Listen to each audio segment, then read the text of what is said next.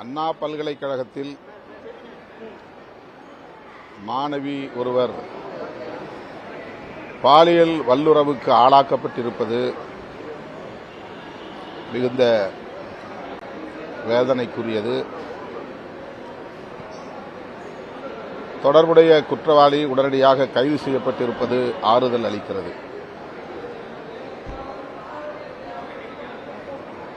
அந்த குற்றச் செயலில் தொடர்புடையவர்கள் வேறு யார் இருந்தாலும் அவர்கள் அனைவருமே கைது செய்யப்பட வேண்டும். அவர்களுக்கு உடனடியாக பிணை வழங்காமல்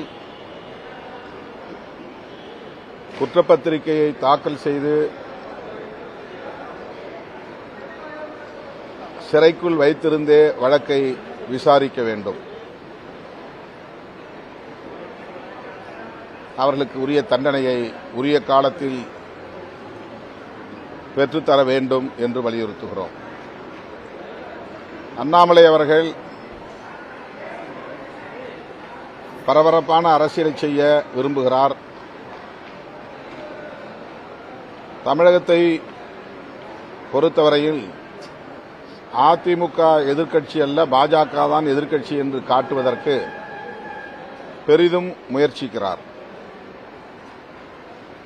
ஆகவே ஆளுங்கட்சியின் மீது அவ்வப்போது குற்றச்சாட்டுகளை அடுக்கினால்தான்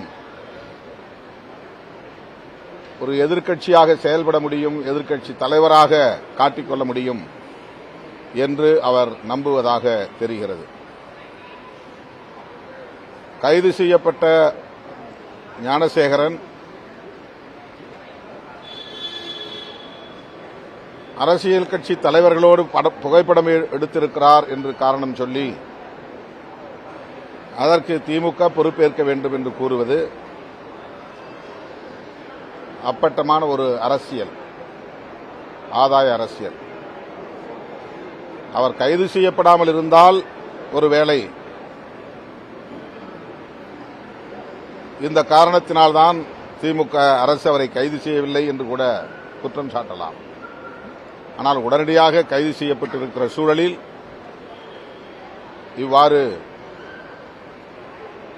அரசின் மீது குற்றம் சுமத்துவது ஏற்புடையதல்ல.